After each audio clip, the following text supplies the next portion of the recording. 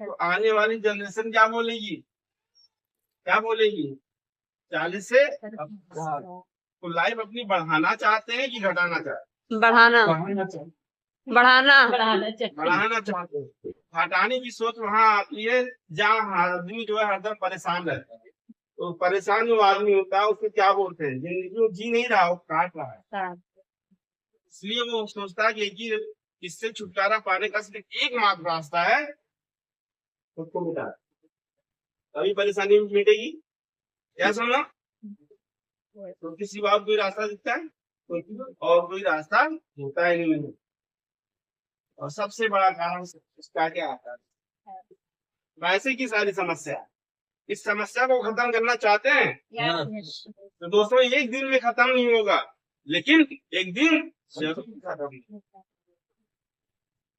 अगर आपके पास बड़ा पैसा है तो आप वहां से खत्म कर सकते हैं। अगर आपके पास बड़ा पैसा नहीं और आपके पास बड़ा पैसे की पाने का रास्ता नहीं, तो हमारे आपके पास एक बहुत ही आसान रास्ता है, बहुत ही सरल रास्ता है, जैसे कि हम वहां पे 2 से 5 साल में पहुंच सकते हैं।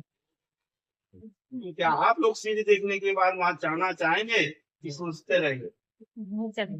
जाना चाहेंगे। दोस्तों जोरदार ताली आपने भी बजाइए। हाँ दोस्तों एक कहानी आपको सुनाते हैं। एक पेड़ पे एक बंदर और बंदरिया रहते थे। दोस्तों उसी रात में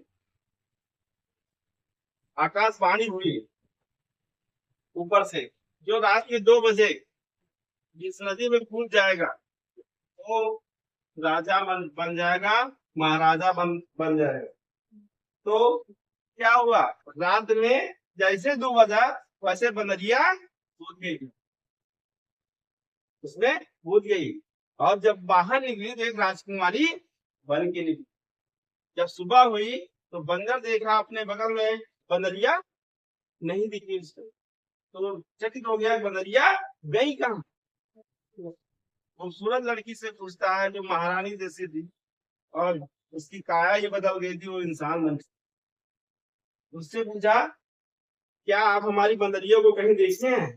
तो बंदरिया ने कहा मैं ही वो बंदरिया हूँ जो आपकी बगल में थी, लेकिन मेरे ये नहीं समझ में आता है कल जो आकाशवाणी हुई थी वो तो मैंने ही नहीं सुनी, सब लोगों ने ही सुना था। तो आप क्यों नहीं कूदे, आप क्यों नहीं कूदे? उसका कितने ही सशक्त उसने बोला, बंदर को सोचने में मजबूर हो गए।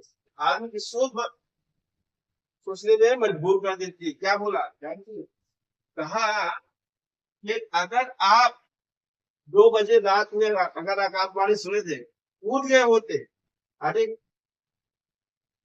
ना महाराजा बनते, ना अच्छा खूबसूरत इंसान बनते, रहते तो बंदर ही ना।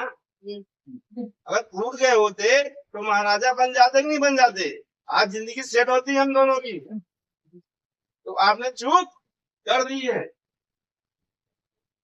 तो दोस्तों इस कहानी का मोल है कि अगर हमें आपको कोई चीज अगर लाइफ में चाहिए तो उस चीज के बारे में अगर हमें आपको कहीं कोई चीज बताई जा रही है तो ध्यान बिल्कुल सुनना चाहिए कि सुनना चाहिए? सुनना चाहिए, देखना चाहिए। तो अगर वहां पे सब लोग उस लाइन में लग रहे हैं और डेली इसका आने वाला समय उसी का है, सब लोग उस पर चल रहे हैं, तो चलने की जरूरत नहीं है। ऐसे ही समाज में बहुत सारे लोग होते हैं, हम आप बताते हैं लेकिन सुनते नहीं। तो विचार कर रहे हैं ऐसा होगा कि नहीं। सब नैनीताल गए हुए हैं, सब लोग थाईलैंड घूम के आए हुए हैं, गोवा का टूर चल रहा है। अब जो किया वो तो गया, या सुनो, आज जो सोचता रहा कि सही होता है कि नहीं होता है वो गया नहीं गया ना।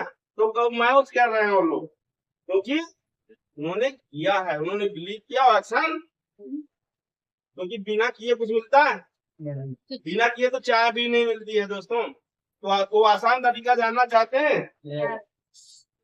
अपने अपनी लाइफ, अपने आने वाली 7 पीढ़ियों की जनरेशन को पैसे नाप की बीमारी से मुक्त होना चाहते हैं? आर्थिक आजादी चाहते हैं अपने जीवन में?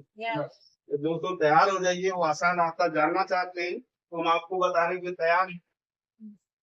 सबसे पहले बात, कितने लोग अपना फायदा चाहते हैं? सब लोग अपना फायदा चाहते हैं। और कितने लोग दूसरों का भी फायदा चाहते हैं? दूसरों का, चलिए जोरदार तालियां बजा लीजिए। अपना फायदा करने में उनको खुशी नहीं मिलेगी दोस्तों, जितना दूसरों को फायदा दिलाने में मिलती है। अपना फायदा ले लोगे तो आपको दिल से खुशी नहीं मिलेगी। आप दूसरों को खुश करा दोगे ना, आपको यहाँ से भले ना मिले लेकिन यहाँ से जरूर मिलेगी। और उसको या जब दिल से मिलती है ना, तो जीवन लगता है कि धन्य हो गया, सारी बात खत्म उस तरीके। चलिए दोस्तों पहले अपना फायदा जानते हैं, तभी तो हम दूसरे का फायदा करा पाएंगे। इबादत क्या की बता? जब अपने जेब में 40 कौड़ी है नहीं तो दूसरों को दान पुण्य कैसे कर सकते हैं? क्या सुनो, तो पहले अपनी कड़की देखना है, जब अपने पास हो जाए तो लोगों को भी ए ना सी देना है। इबादत क्या की बता? दोस्तों ये पैसा तो अभी बाद में लोग आए तो बाद